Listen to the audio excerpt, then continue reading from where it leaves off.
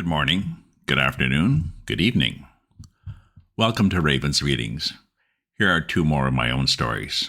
I do like writing to a variety of challenges and have done over 100 of these stories so far. You can read them via my website at ravensview.ca. I'll be doing these on Fridays and some of the classics on Tuesdays.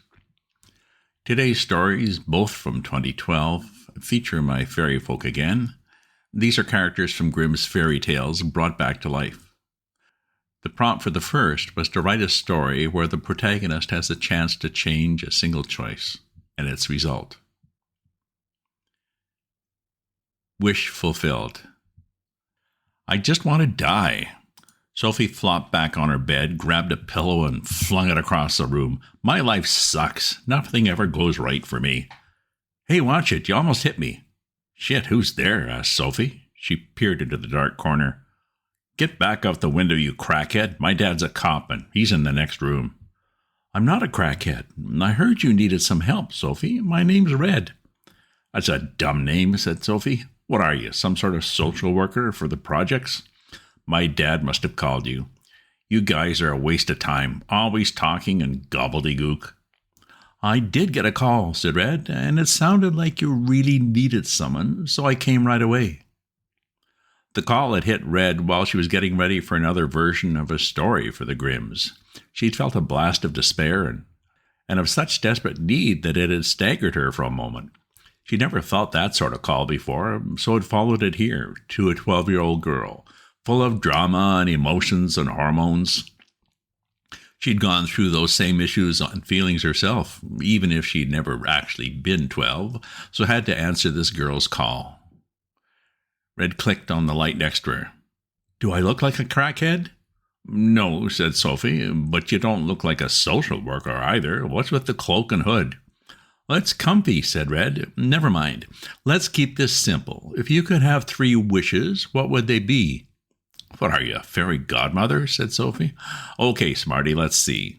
I want a new dress, and I want Danny to take me to the prom, and I want my mom back.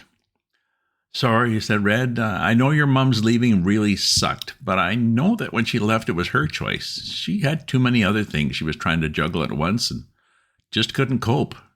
She still loves you and is doing better now, but right now you and your dad are even closer and managing okay. If she would have stayed, things would have got worse, much worse, trust me. Bull, said Sophie. You're like all the others. You're just saying that. You don't know her or me or anything. She told me that she had to go. She had no choice, like all of us. Red used to think that too, that she and her friends were all just characters stuck in a story, unable to have any say in their future, or in their own hopes and dreams, and she knew better now. We all have choices and consequences, said Red, as part of our stories. We have our wishes and dreams, and we can try to make decisions to pick the path that gets us closer to there. And along the way, enjoy what we can from the thread we're on, maybe find even a more exciting one. Sounding like a social worker again, said Sophie. How do you know any of that's true? Because I can see the threads of our stories, said Red. Mine's, yours, your mum's, the many paths showing what has happened, what might happen next, and the choices for each path. I see it all. You are a crackhead, said Sophie. Dad? No, I'm not, said Red, and he's out. So give me 5 minutes. At the least, you'll have a story for your friends tomorrow in Miss Matheson's class, even better than the one Karen told you yesterday. Okay, that's spooky, said Sophie. What are you, a mind reader? I told you, said Red. I see the threads in a story. In yours, I see you picking blue wallpaper last month instead of painting. And I see you skipping math again last Monday. And I see you leaving Danny a note. Wow, said Sophie. How do you do that? Not sure, said Red, but I've been able to do it for years. For centuries, in fact, ever since she and her fellow characters have been made real by the Grimm fairy tales they were in. In turn, they retold and respun the tales, making the stories themselves even more real for people. And in between the stories, they'd found lives and loves for themselves. So do it, said Sophie. Go back and make my mum stay. Sorry, I can't really play with the past, said Red. Too many other things change. But I can see where your mom made her choice and the other choices she had for her, and the past that would have unraveled for her. None are very good. Do you see anywhere she stays? Asked Sophie. A few, said Red. She stays for a while, but then the threads show things like she and your dad fighting and her drinking more and you losing this apartment and you changing schools and her leaving anyway. Trust me, this is a good thread for you and your dad, and not that bad overall for your mom either. Does she ever come back? Asked Sophie. How do I choose for that? Well, I see some threads where she doesn't, but many more where she does. But they are foggy to me if I look too far, and I don't want to tell you what choices to make. I can't always see everything. Anyway, you're smart enough to do that on your own. I will say I do see you choosing to catch more math classes, and that seems to go well. Sophie frowned. Math, yuck. Good thing Stevie helps me. But how about my grade 8 prom? How do I choose Danny into going with me? How do I make him like me? Maybe you're looking at it the wrong way round, said Red. What about your best friend Stevie? No, just hear me out. Yes, Danny is a big shot in the school, and you might feel important for one night if he takes you, but Stevie's a really nice kid, and he likes you. And my magical powers tell me he might not have a date yet. Oh, I like him too, said Sophie, or just friends, although we do hang out a lot, and he listens to me, and he likes who I am. And that makes you feel? Asked Red. Important, said Sophie. Okay, maybe I'll ask Stevie. Oh, but what about a dress? I can't go on my old one. I'd die. I need something like this one. Look, here's the catalog page. Tell you what, said Red, you do need to remember not to give up, to keep dreaming, to keep choosing, and to remind you of that, here's a freebie. Red waved her hand. There was a flash. The catalog photo shimmered and sparkled. Then the dress flew off the page and onto Sophie. Whoa, said Sophie. Thank you. She ran over and hugged Red. Oh, but how will I explain this to Dad? I got a new dress. Oh, trust me, said Red. He won't even notice the new dress. He'll just see his beautiful daughter. Have fun. And then she was gone. The end. So, some new choices for Sophie, and likely for the better. Here's the second story. We had to write something way out there, over the top with pulp fiction weirdness. And the parts are played by my fairy tale folk again. Over the top. You look more like a dominatrix than an Amazon princess, said the wolf. This is just my interpretation of the basic story, said the witch, and I'll use my powers to build up the character. Well, you've certainly fleshed this one out, said the wolf, literally.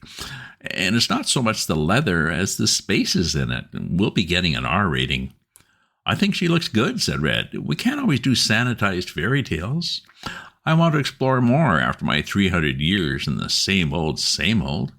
I picked Zombie Queen with sharp teeth and long painted nails. More like zombie slut, said the witch, like a dead Jessica Rabbit, but in a nice way. It will likely shock the Grimms, but it will sell well and get us more outsourcing gigs. I stuck with wolf, said the wolf, but it's pulp fiction, so I added werewolf speed and laser eyes. That would explain those red dots on Red's boobs, said the woodcutter. Oops, busted, said the wolf. Sorry, they're just so big. Great way for a zombie to distract her victim while I head in on the attack. But look at you, Danger Dan, just a simple hero, all muscled up, 7 feet tall with 2 lightsabers and jet boots. I'll need all this to fight our monster here, said the woodcutter. He turned to their 5th member. How's all that makeup and props going? Tone down the purple at least? I'm newer at this, said Barney, so I can't add details as easily. Glad I joined up, though. Way more fun than just dancing through fields of flowers. All those eye stalks and tentacles look great, said the witch. You're sort of a flying spaghetti monster thing. My challenge will be to wave them all and remember the plot too, said Barney. It's pulp fiction, said the wolf. We don't need no stinking plot. Let's go. Help! cried the Amazon princess, tossing her long locks over her shoulder. My leg is caught, and the zombie queen is getting closer. A cry rang out in the jungle. Never fear, Danger Dan is here. There was a roar of flame, a crash, and a cloud of smoke, and some coughing, and muttering off stage. It's okay, I'm all right. A tall He-Man strode out of the smoke, muscles glinting with perspiration as they rippled under the skin of his bare chest, short kilt swirling suggestively around his thighs, jaw set resolutely. He smiled down at her as he fondled his lightsaber. Now, what seems to be the problem here, little lady? Her breast heaved as she pulled at her shapely leg. Oh, help me, I'm stuck. I was just sitting here and this plant started sucking on my toes. It was nice at first, like hundreds of tiny, wet, adoring tongues, but then my whole foot got sucked in, and now the zombie queen has found me. Dan shook his fist at the sky. Where is that abomination? I'll murderize her. Right there in the shrubbery, said the Amazon princess, pointing a delicately manicured finger. The one with the 2 red dots on her boobs? Busted, said the zombie queen. Damn your eyes, werewolf. Quick, my furry friend from hell. Attack them while I shamble closer. I'm on it, said the wolf. And then there was a whoosh, a slap on Dan's butt, a smell of wet fur, and a taunting voice. Run, run as fast as you can. You can't catch me. I'm the werewolf man.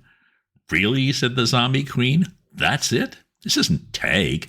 Kill them, you idiot. Danger Dan whirled back and forth, ready to attack, but the werewolf jumped from spot to spot, too fast to follow. It's okay, I've got this, said the Amazon princess. She pulled a blowgun out of her skimpy costume somehow and raised it to her lips. Secret Amazon poison? Dan asked. Ketamine, she said. She winked back at him as she took a deep breath, her red lips caressing the end of the tube. There was a puff of air and a distant cry. Well done, said Danger Dan.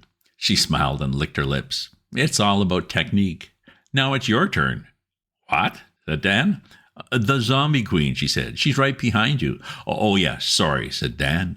He smiled and casually pulled out his lightsaber. Without even turning, he swung behind his back. There was a grunt and a thud, and then a head rolled between them, with an eye dangling from a socket, tongue black and swollen. Dan casually kicked it aside, pulled out a knife, and bent over the vines, holding his princess's shapely ankle. Let's get that pretty little foot out now. She had also somehow managed to tangle her skimpy costume in some vines, so there wasn't much left of it by the time he cut her free. Oh, sorry about the outfit, he said. Oh, that's all right, she replied, resting a hand delicately on his muscled chest. It served its purpose. She pressed herself closer, twined a leg round his, closed her eyes, and tipped her head back, waiting. Dan wrapped an arm around her, bent his head down, and arr, roar. They both whirled to face the new menace, a huge monster, slimy tentacles waving, eye stalks bobbing in front, teeth glistening in a red maw that dripped with saliva, a huge, scary, yet slightly purple monster. Run away, cried the princess as she tried to hold her costume together. Dan pulled both lightsabers out, braced his feet, and cried, Never fear, Danger Dan is here. The princess clung to Dan like a limpet in a storm, arms wrapped around his waist as the monster rushed closer and closer, roaring and gnashing its teeth, tentacles and eye stalks flying about almost randomly. Suddenly it stopped roaring and started swearing. Oh, shit, watch out, too many, oh, damn, can't handle. They watched in amazement as the monster stepped on an eye stalk, then a tentacle, tripped, rolled, tumbled, then slid to a stop, inches from their feet. Sorry, guys. Take 2. The end. Well, Barney is new, and hopefully he'll do better next time. Stay tuned for more podcasts, either my own stories on Fridays or some of the classics on Tuesdays. If you subscribe to my newsletter, you'll get the next installment as soon as it's ready. If you enjoy this reading or have other stories you'd like to hear, leave me a comment. And do check out my other posts on my Substack at ravensview.substack.com. Ta-ta for now.